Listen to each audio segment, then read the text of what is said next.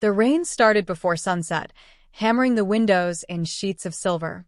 Alone in the living room, I pulled the blanket tighter around my shoulders and listened to the wind shove against the house, rattling the old shutters. The room felt cavernous with just me inside it, the walls swallowing the low hum of the television, the flicker of a half-hearted sitcom doing little to fill the silence. Anna was working late again. She had texted an hour ago. "Sorry, babe. Another overtime shift. Love you." I stared at the message longer than necessary, as if the words might rearrange themselves into something more personal, more urgent. They didn't. Sighing, I set my phone face down on the coffee table, next to the photo frame of us at our wedding, her in a sharp blue suit, me flushed with happiness. It felt like a lifetime ago. Lately, our conversations had thinned out to logistics, grocery lists, schedules, who's taking the dog to the vet. The warmth that once lived between us had cooled, becoming a polite sort of cohabitation. My stomach grumbled.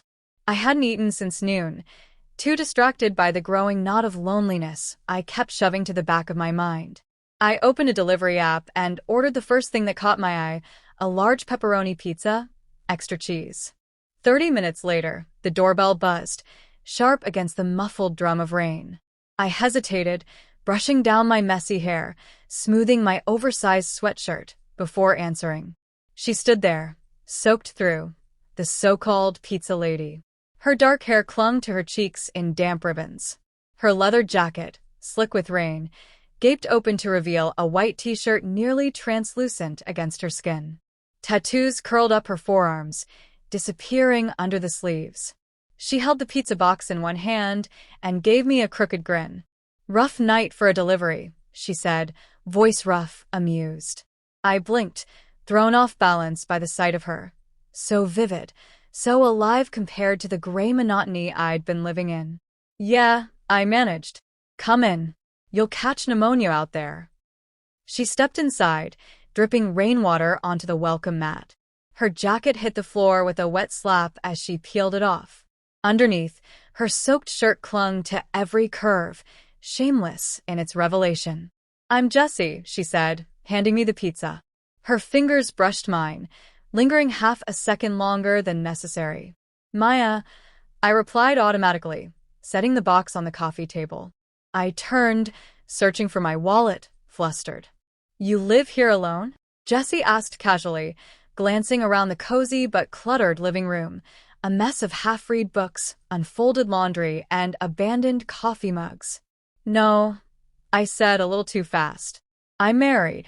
Jessie's lips quirked upward, but she said nothing.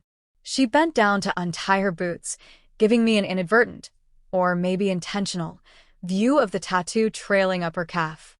I found a 20 in my purse and handed it to her. She took it, fingers brushing mine again. Warmer this time, deliberate. "Thanks," she said, pocketing the bill. She didn't make a move to leave. The rain thickened, a heavy, continuous roar outside. Jessie looked toward the window, then back at me, smirking. "You sure your wife's okay, with you inviting strange women into the house?" she teased. I laughed, more out of nerves than humor. "She's not here. She's always busy." Jessie tilted her head, studying me. Her gaze was heavy, almost tangible, and something inside me shifted under its weight. A dangerous little thrill coiled low in my belly, the kind of feeling I hadn't had in a long time. "You look lonely," she said simply. The words struck deeper than they should have. I opened my mouth to deny it, but nothing came out. Jessie smiled, slow and knowing. She reached out, brushing a strand of damp hair behind my ear. Her touch was featherlight, but it sent shivers down my spine. "I should go," she said, but made no move toward the door. Instead, she stepped closer, close enough that I could smell her, rain, leather, and something sweeter beneath. Close enough that I could see the drop of water sliding down the hollow of her throat. My heart hammered against my ribs. Every nerve screamed for me to pull away, to remember Anna, to remember the promises I had made. But I stood there, frozen, breathing her in. "You deserve someone who notices you," Jessie murmured, voice low and rough. The words ignited something reckless inside me, something I'd buried under months of polite distance and aching silence. Before I could think, before I could stop myself, I tilted my head upward, and for a moment, the space between us crackled with electricity, suspended on the edge of something dangerous. Jessie's hand slid down my arm, slow and sure, her touch grounding me even as it made the room spin. She leaned in, lips hovering a breath away from mine. A crack of thunder shook the house, and I jumped back, breathless, the spell broken. Jessie chuckled softly, picking up her jacket from the floor. "Maybe next time," she said, winking as she pulled the door open, the rain swallowing her figure. I stood there, stunned, heart still racing, the smell of rain and leather still clinging to the air. The pizza sat forgotten on the table, cooling in its box. Outside, the storm raged on. And inside me, a different kind of storm had only just begun. The storm didn't let up. All night, it gnawed at the house, rattling windows and sighing through the cracks. I barely slept. The image of Jessie, soaked, smirking, so close I could taste her breath, looped endlessly in my mind. I hated how easily she had slipped under my skin, how quickly she found the hollow places I thought I'd hidden. Anna called around 9 the next morning. "Sorry, babe. Another double today. Don't wait up." Her voice was strained, distracted, already halfway back at work even as she spoke to me. I murmured something reassuring, hung up, and stared at the silent phone in my hand. The day dragged, heavy with a restless energy I couldn't shake. I cleaned the kitchen, folded laundry, started a dozen little tasks, and abandoned each one halfway through. By mid-afternoon, the air inside felt too thick, the walls too close. When the doorbell rang again, sharp and unexpected, my heart leapt. I already knew.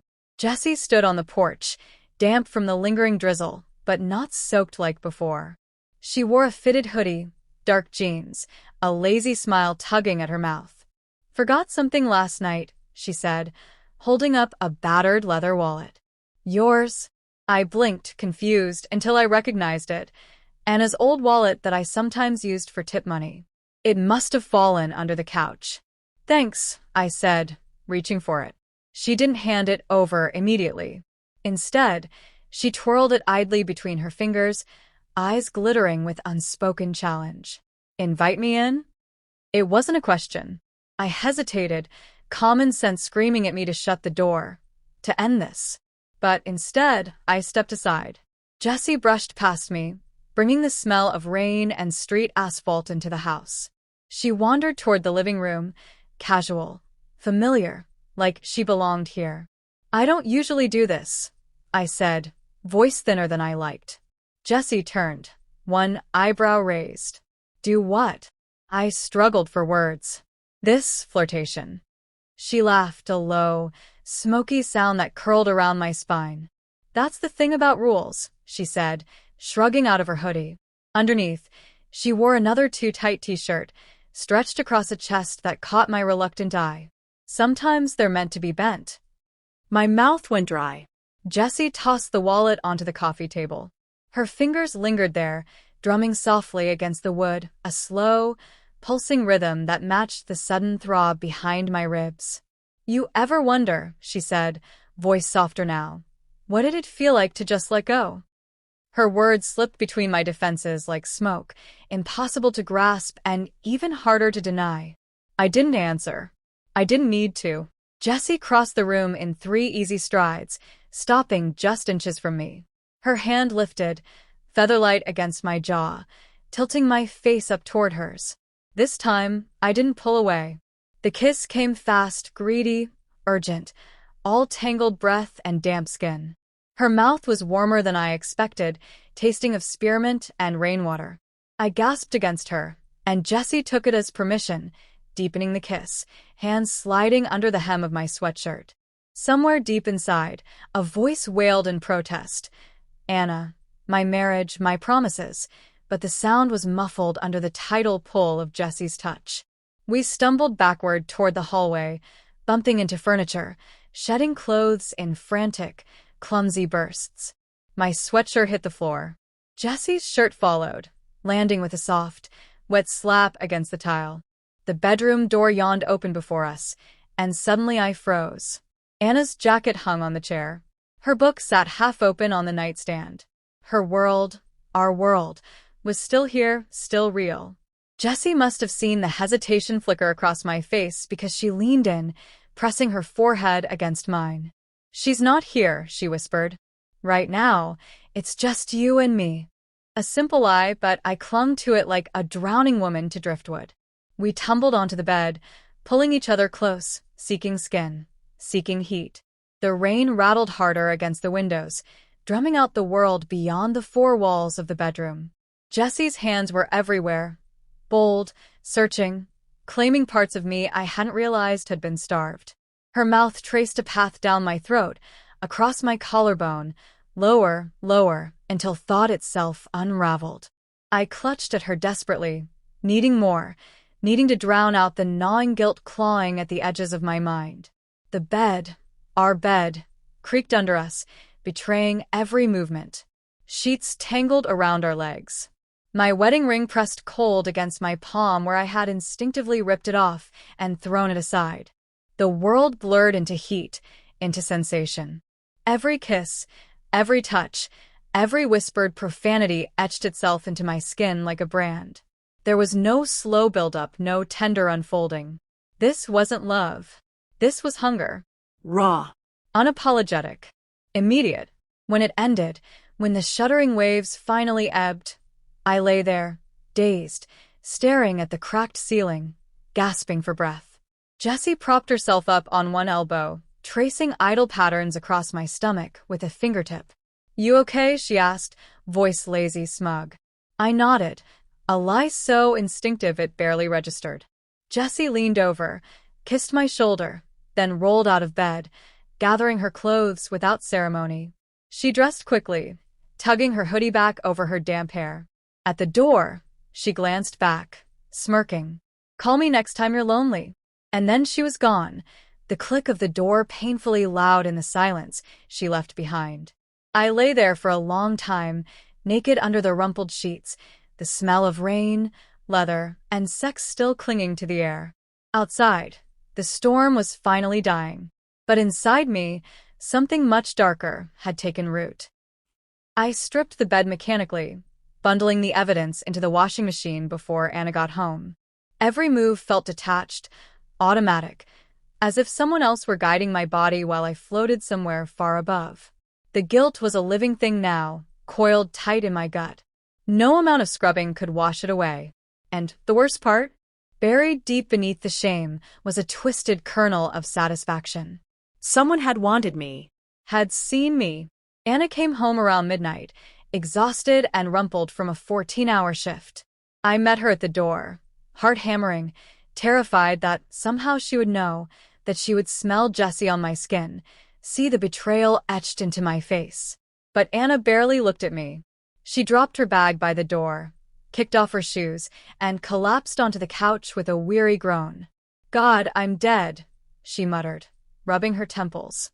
I hovered awkwardly nearby, hands wringing the hem of my sweater. "How was your day?" she asked, voice thick with exhaustion. Lie. I opened my mouth and forced the words out. "Uneventful. Just laundry and some reading."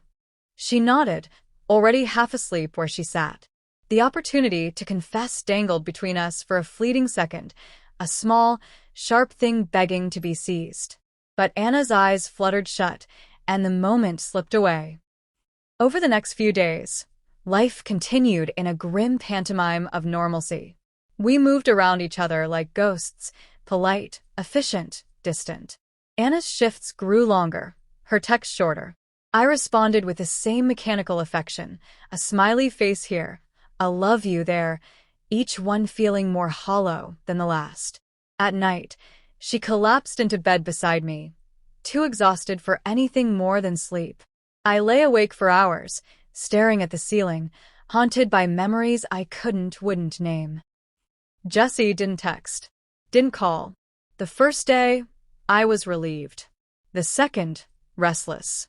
By the third, anger bloomed, wild and irrational. Had I really meant so little? Had I been just another notch, another rainy night diversion? The humiliation burned hotter than the guilt ever had. And yet, when the doorbell rang late one evening, my heart lurched with hope before my mind could catch up.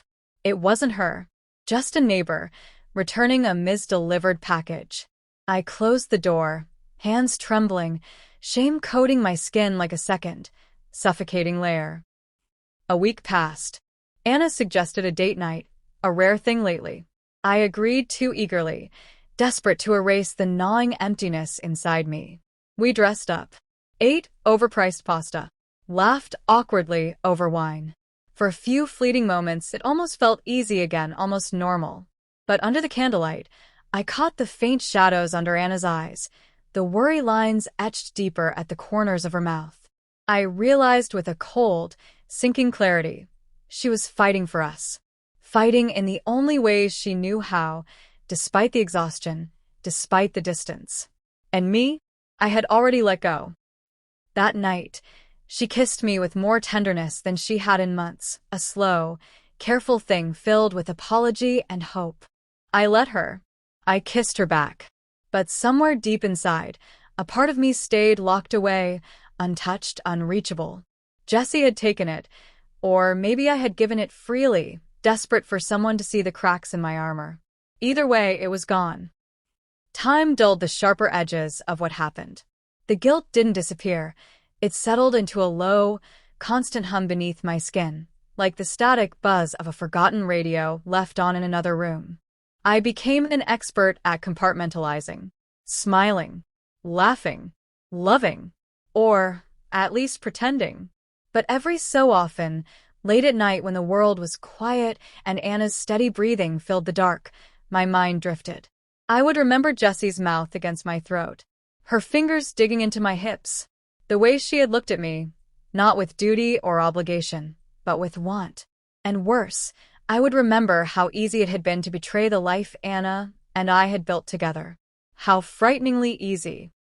One rainy afternoon, months later, I spotted Jessie across a crowded farmer's market. She was laughing, arms slung casually around another woman's shoulders, someone younger, bolder, more obvious in her hunger. Jessie didn't see me, and even if she had, I knew now she wouldn't have stopped, wouldn't have cared.